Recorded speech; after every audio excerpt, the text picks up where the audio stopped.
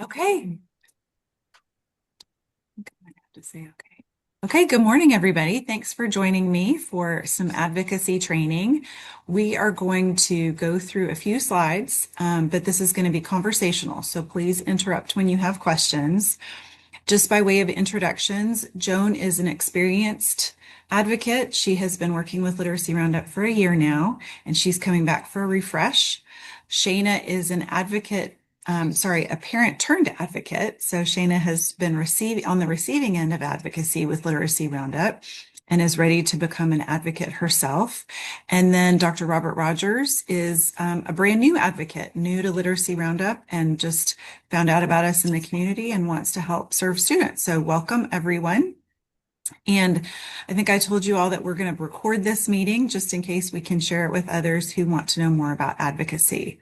So as I said, we're going to jump right in, but if you have any questions, feel free to come off of mute and ask those questions. So can everybody see my screen okay? Okay, perfect. Okay, so we're just going to do kind of four little sections. First, we're going to look at the need for advocacy. So she says without, okay, good. Okay, so this first slide is showing you some data. And I love Fort Worth Education Partnership and the reliable data that they put on their website. So I would encourage you to check that out. But this data is for all of Fort Worth. So this is Tarrant County, not a particular school, not even a particular school district. It's looking at the total enrollment. So that's roughly 375,000 students in Tarrant County. And we're looking at third graders on this dashboard. And as you can see, the overall rating for third grade is 48%. So what this is telling us is that less than half of our third graders are reading on grade level. And why third grade? Why do I pick third grade to talk about? Third grade is the single most predictive academic milestone for a child's long-term success. So like it or not, we can look at a child's third grade scores and pretty accurately predict their outcomes if we don't intervene. So if we look at a third grader from this data who is struggling in third grade, they will continue to struggle and the issues will just compound themselves. But it's important to know too that this is a terrific time to intervene, and it's never too late to intervene for a student. National research consistently shows that students who are not reading on grade level by third grade are 4 times more likely to drop out of high school. They're far less likely to complete post-secondary education. And we know that if students don't receive a certification or a secondary degree within 6 years of graduation, they will not be earning a livable wage. So students who are not reading on grade level by third grade are more likely to struggle with future employment and income. So third grade is a really critical year to look at for a number of reasons. For what I just showed you, that's very predictive. But also third grade is the point at which most classrooms switch from teaching students how to read to reading to learn. So if you're struggling in reading and you move on to fourth grade, then every subject, science, social studies, history, even math, will become that much more difficult if you're not able to read on grade level. So based on the data that I just showed you from Fort Worth Education Partnership, less than half of the third graders in the city of Fort Worth are reading on grade level. So I wanted to know how many of those students have dyslexia. And you can see from my cute little cowboys here that it's actually 1 in 5. So 20% of the population has dyslexia. So that's 1 in 5. It's about 2 students in every classroom.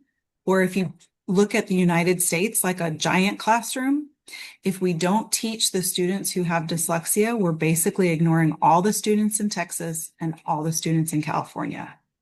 And so it's important that we identify those students and give them the support that they need to be successful because it is so prevalent. It is the most common learning difference. And that's why it's super important to find these students and connect them with services. So Literacy Roundup is a public-private partnership to find students with dyslexia and connect them with services. I'm super proud of this initiative because it is the city stepping in a big way. So the city of Fort Worth recognized that this isn't a school problem, it's a community problem. and it's one that they can take a part in. So the City of Fort Worth and the Sid Richardson Foundation partnered together to fund this program, and we are now in our second year.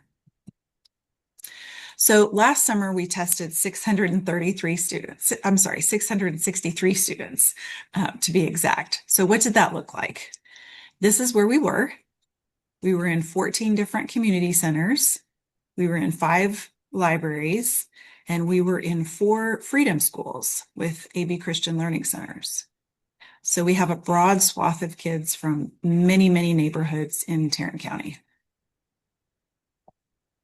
What did we use? So we used the Dibbles, which is a very reliable old test. It's been around since the 90s. It was developed by the University of Oregon, and it contains 6 short subtests, and each subtest is tied to what are considered the big ideas in reading. And so the results give us a clear picture of where that student stands and how their reading is progressing. When we give the student the Dibbles assessment, we don't just rely on the Dibbles assessment. We have conversations with parents. We look at STAR scores. We look at MAP scores. We have a conversation about how the parent is seeing progress in the classroom, and that helps paint a picture on how the student is doing. We like the Dibbles because, as I said, the 6 subtests are tied to the big ideas in reading and the areas most associated with dyslexia. So the Dibbles assessment is a low-tech assessment. It's paper and pencil. We went into the community centers, we went into the libraries, and we administered this test with students. And it's very predictive of dyslexia. So it's a terrific test. Each family got everything that we used to test their students. So they received the actual testing document that we used.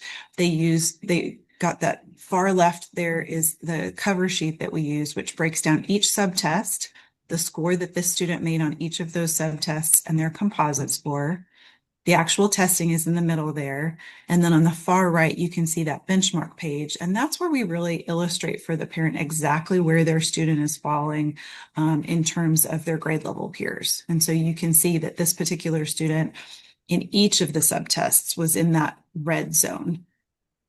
So that is an indicator that we need to dig in deeper and ask some questions. We also gave this family, we also gave every family this document, and I find this document to be hugely helpful for our families and for advocates and for parents. It is available in 40 different languages on the TEA website, and this is state law. This is not Literacy Roundup. This isn't a particular school district. This is state law about how the special education process is supposed to work. And we'll come back to this and dig in a little bit on this some more. But even with all of that information, even with the actual testing and explanation of special education, a lot of the families that we serve are going to need advocacy. The special education process is set up to serve students and families, but it can be fraught with barriers, confusing. And if you're a parent of a student that's struggling, it can be very emotional to walk through the process. And so this is just an illustration of what the process looks like. A parent, a student, a teacher, a counselor, a community member raises their hand and asks a question. Something's going on with the student. So that's that green circle. That's the referral. That's where we start. And the whole process gets kicked off with an evaluation. Check the student's competencies. How are they performing? What is their IQ? What are they capable of? Are they performing at the level that they're capable? And then determining eligibility based on the testing. And then that IEP circle stands for Individualized Education Program. So that's the school writing a program that's individualized, unique to that student and their needs, and then coming up with a placement that's going to serve that student well, teaching them, reviewing that placement and that IEP every single year, and then repeating the evaluation every 3 years or when the parent asks for it or an educator asks for it. And sometimes it's just a piece of the evaluation that's repeated. We think that there's some lack of progress in this particular area. We want to dig in a little bit on that area. And so this is the special education process in a nutshell. And a student's going to come into special education and then just kind of go around that circle until they're exited from special education and they are working to the best of their abilities and they don't need the supports anymore. So what does it look like to be an advocate? And I know that's the burning question, right? What is this going to take from me? We will always make the first introduction. We will either do that by text message or email, but we're going to put you in touch with a family, and that way you're not cold calling a family. But each of the families that we have tested, we have met with and gone over the testing with them one-on-one, face-to-face. And in that conversation, we ask them, do you need advocacy? Do you want someone to go with you to meetings to help you review timelines? And so the folks that you are reaching out to all said yes to that question. They want the help, they want the support. So this might start with a phone call, a text message, an email to the family, introducing yourself. It will look like watching timelines, making sure that the request for testing has been turned in, making sure that the school responds to the parent within 15 days. Making sure that the parent signs that consent for testing. And the consent for testing is the biggest kind of green light at the beginning of all of this. Once that consent for testing is signed, the school has 45 school days to test and then 30 school days to create that individualized education plan. Unfortunately, that sign consent form is delayed for a number of reasons, sometimes on purpose, sometimes just through carelessness or lack of time. But we want you to make sure that that family gets what they need, and that's going to start with the signing of the consent form. There have been occasions where advocates put on their detective hat and dig into websites and track down email addresses and phone numbers. Unfortunately, sometimes that information is hard for a family to find, especially if they don't have technology at their fingertips. But we help them find the diagnostician on campus, the administrator, whoever that person is that they need to turn in the request for testing. And then probably the biggest part of advocacy is attending an ARD meeting. An ARD meeting stands for Admission, Review, and Dismissal. And that's the meeting where everybody comes together and reviews the testing and determines a plan for the student. They can be incredibly intimidating. They can be filled with jargon and acronyms, and it turns some families off. And unfortunately, they walk away from the meeting not having their questions answered and not feeling like they've been heard. So that's probably the most important piece of this. And then following up with the family to make sure that services get started and that the student is making progress. So that's roughly what an advocate does. And there are advocates that really don't ever go to the meetings. They just help with timeline or the research or checking in with the family. And the family says, no, I can do the ARD meeting myself. You've prepared me. And so it looks different from family to family. Carolyn, I have a quick question on this.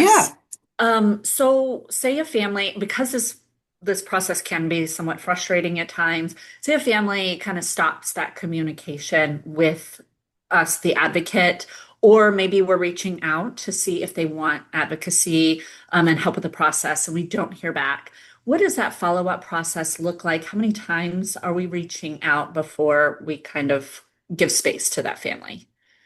Yeah, great question. So I would encourage you maybe once or twice a text Okay. message, and then let us know, and we'll reach out to them and we'll just gently say, hey, remember, this is the person that you asked me for. Maybe they forgot who you were, or the text message is coming across and they don't remember what Literacy Roundup stands for or whatever. Sometimes we just need to reintroduce. And sometimes they've moved or they don't need our services anymore. And we don't want to be any place that we're not wanted, right? So Yeah. we will move on and we will wish that family well, and we will introduce you to another family because I guarantee you I've got another one waiting that does want the support. So yeah. Well, and I will just say that I had a family last year that indicated interest and then never got back with me.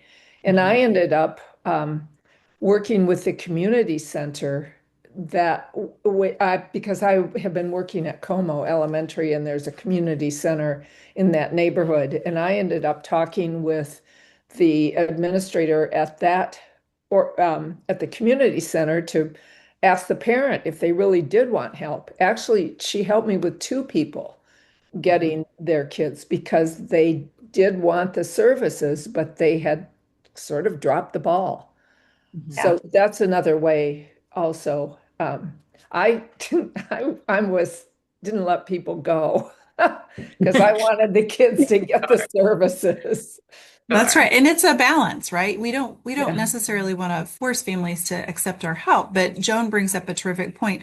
All of these, most of these kids, some were tested in libraries, but most of these kids were tested at a community center.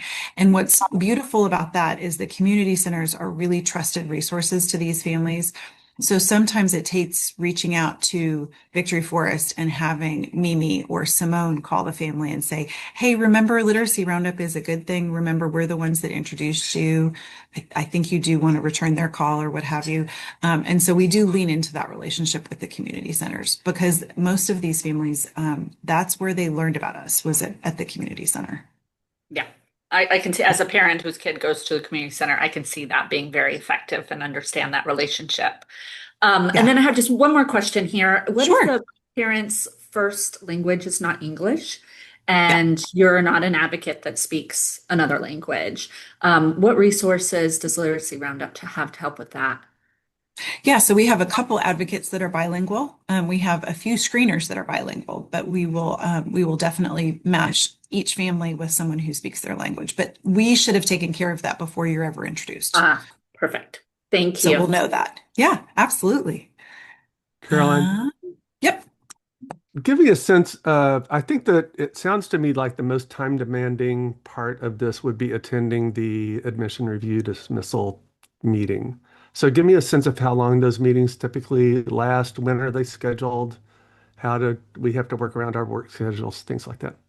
Yeah, perfect question. You're kicking me off to the ARD meeting, and I'm going to answer your question when I talk about this. But Robert, remind me if I didn't specifically cover your question. But the ARD meeting, it's interesting because they're trying to accomplish a lot in a very short amount of time, and they're doing it because they're working around the teacher's conference period. And so in most cases, they're going to say that they want this meeting to be about 45 minutes. And as a former administrator, I get it. They've got times that structures that they need to stick to. But here's where we can push back just a little bit. It's super important that the parent have their questions answered. It's super important that they understand what the testing is before we get to the individualized education plan. And so, a couple things on this. I have reached out to schools and said, look, a conference period during the day just isn't going to work for this family. We need to do a Zoom meeting or we need to do an after school meeting. And the school needs to accommodate that. They don't love it, but they need to. And so I try not to play that card too often because that is a burden on teachers and we all know how they really are stretched already. But they can do Zoom ARD meetings and they can do ARD meetings after hours if they need to. But I also push the schools to give families plenty of notice. They can't be saying, hey, we're having an ARD meeting tomorrow. There are rules about how much notice a family is supposed to have. What's supposed to happen in an ARD meeting is review that testing, determine eligibility, and come up with a plan. That's a tall order. And so some of what I do is review the testing with the family before the ARD meeting. If the testing is supposed to come to the family before they ever go to the school, and so they should get it and they can share it with you, or if you've developed a relationship with the school may well send it to both of you, and you're going to read it over. And as a quick answer is if they've qualified for dyslexia, we're just going to trust it and leave it alone. And if they haven't, you're going to invite me to look at it and we're going to look at it together and dig in a little bit so that when we arrive at the meeting, we can have a conversation about it. It's also important to remember that you can always table an ARD. If you get to a place during an ARD meeting where you're confused or the parent's upset or time is just running short, you can say, you know what? I'm going to respectfully request that we table this ARD meeting and that we set up a part two. We're not going to let them push us into a tighter timeline just because they feel like they're trying to rush that teacher out of the room. But the ARD meeting is where you really are inserting yourself as the advocate. You're asking questions, you're making sure that they don't slip into talking about the student with acronyms or jargon. And the ARD meeting, the development of the IEP is supposed to include the parent. And so at a recent ARD meeting, I quieted the room down for a second and I said to the staff at the school, and I said, can we agree that this mom knows her son at least as well as you all do? And it got really quiet. And I think that they had just started plugging forward so quickly that they'd forgotten that mom was in the room. And mom knows her son. She knows what motivates him. She knows what slows him down. She knows how he likes to be encouraged. So we need to make sure that the educators in the room are inviting the parent to participate, because that's how the student is going to be the most successful. And again, I don't think anybody means to leave the parent out, but sometimes people get rolling so far ahead that we just need to slow them down a little bit. But Robert, to answer your question, an ARD meeting should be about 45 minutes. A lot of dyslexia meetings can stick to 45 minutes because it really is it's pretty quick to say the student qualifies for dyslexia. We're going to give them academic language therapy 4 times a week. We're going to look at these accommodations to help them be successful in the classroom, and we'll see you all again in about a year. Is ideally what's happening. Does that help?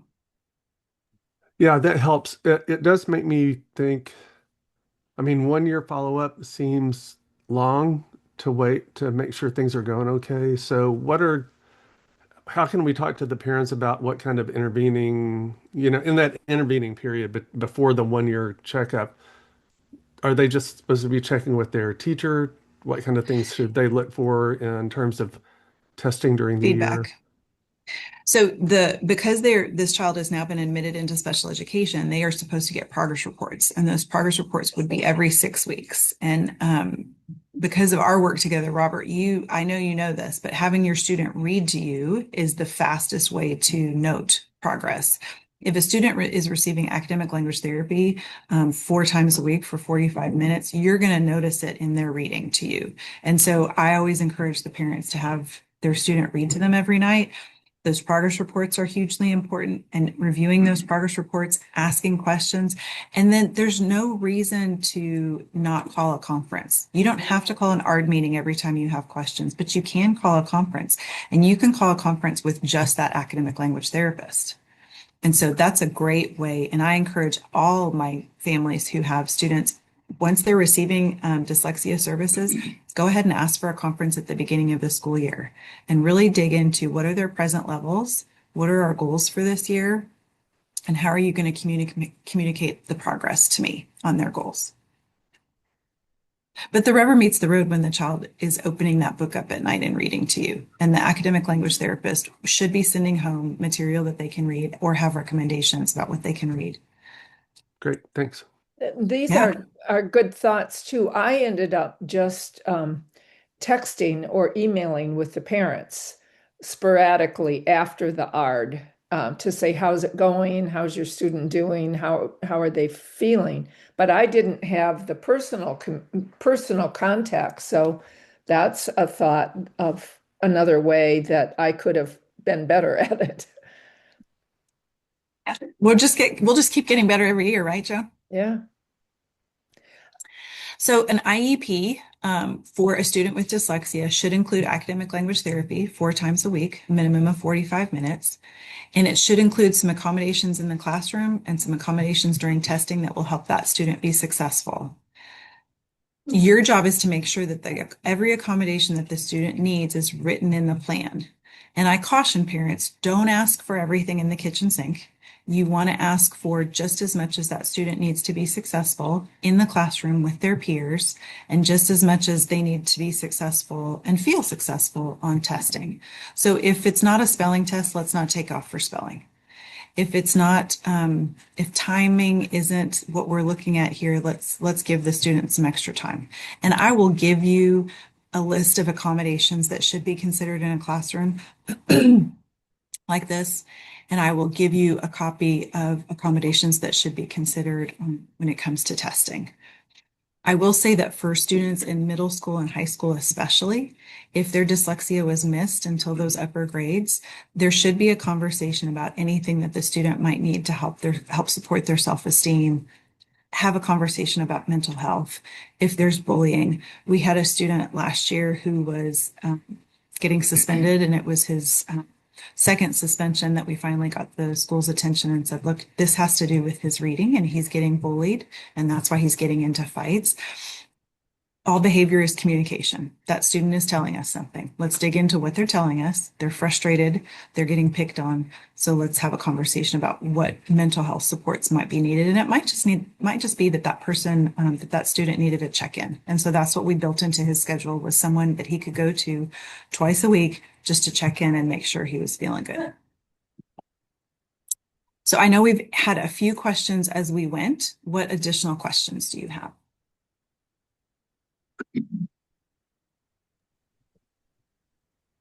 Just as a new advocate, what resources will I have? Will I be maybe connected with a more experienced advocate in case I run into? I know you showed kind of what you referred to as that document, the infograph, that's something to refer to. Um, and so I know that has a lot of the steps of the process to help understand, but yeah, what if I have questions beyond this? Undo the changes you do. Yeah, so I love this document. It's super helpful in explaining all of this educationese. But you will also have me, and you will have experienced advocates. And in some cases, in every case, I don't let you go to your first ARD meeting alone. So I'll go with you to your first ARD meeting, or I will have one of our current advocates go with you to your first ARD meeting, just so you get a feel for it. It sounds so funny to say that they're scary. They're not scary, but they are intimidating. And when you have 7 educators in a room and they all have their laptops open, and you're sitting on the other side of the table with the parent, that can be a little bit intimidating. And we want the parent to feel empowered, to feel part of the meeting, and empowered to ask questions. And so that starts with you. And so we're going to make sure that you feel the confidence that we want you to feel in these meetings as well. So we'll go with you for as long as you need us to. And I will introduce you to the folks like Joan, who can share with you lessons learned. Great. And if I don't know all the answers while I'm in the ARD meeting, especially in the beginning, I have an opportunity to advocate for the families, it sounds like, beyond that with the school. If something I figure out later, like say I have aha moments after the meeting, we can follow up. Absolutely, absolutely. And I think in your case is so interesting because the advocate, your advocate, actually has no education experience. But I remember a moment at your ARD, and I hope it's okay that I'm sharing this, that they basically said, well, we don't know what to do. We think he's fine. And Rebecca, your advocate, said, well, we don't know either, but we'll sit here until we come up with a plan. And so sometimes an advocate's job is just to be tenacious and just say, well, gosh, I'm not sure, but we need to come up with a plan, and we're here to help you. We don't want to attack the school, but we want to make space for them to have to come up with a plan. Because if a student is not being successful, it's incumbent upon us to figure out why. And is every at-risk student who we identified this summer, do they all have dyslexia? No, but there's something going on, and we need to figure out what it is. And if it's not dyslexia, what is it? So if they come back and they say it's not dyslexia, then our next question is, well, then goodness, what is it? And how are we going to help this student be successful? Yes, operator. And don't, I mean, just to speak up a little bit, I think in some cases, students are very close to being, requiring some services, but they're on the low end of average. And so oftentimes, the school is saying, well, they really don't need it because they are considered average or okay. And yet they're not doing as well. They're not reading as well. And so they do need services. So I think our job is to help get that provided for these kids. Right. You can speak to that more articulately than I can, Caroline. No, I think you said it beautifully. I mean, we're there to help make sure that every student is all that they can be. We're not going to settle for okay. And that really, Joan, hit on my, I think, last question is that, if a family, maybe they had already been tested before and were denied services. So that was my case. And so they really kind of, when we reached out again, they said, well, he's been tested. Is this really necessary? We've already done this process. we as advocates can push back, right? And Yes. really and request another testing. And that's within the family's rights. I try not to give them the answers. I try to just say, Okay. okay, well then what are you going to do? Okay. So because if you say, well, we want to retest, then they may well come back with, well, we're not allowed to retest within a set number of time. So don't Okay. necessarily tell them what to do. Just say, well, then what's the plan? Because this child is struggling. They're not on grade level. The Dibbles assessment showed us that something's going on. What are you going to do to figure out what it is? Okay. That's helpful. Thank you. Thank you all so much for your time. You're going to think of 20 more questions as soon as we log off. So feel free to email me those questions, but I can't thank you enough. A lot of times these families are walking into a school and they're nervous. They're already upset because someone, me, told them that their student was struggling. And so just having someone sit on their side of the table at these meetings makes you feel like you have someone in your corner. They're going to be that much more successful. And every student that we get reading on grade level is a student whose life is changed forever. And as just a parent, again, I'd like to say thank you to the advocates because I can say that is very much the truth. I don't think my son would be getting services if it wasn't for Literacy Roundup.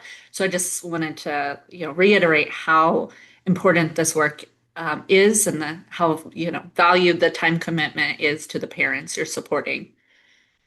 And Thanks, I Shanna. would just add, it's really rewarding. Mhm. It's positive, and I am so proud of our city that it is making this effort um, to do something. Because it's easy to just sit by and let things go the way they do. So I'm happy about that. Awesome. Awesome.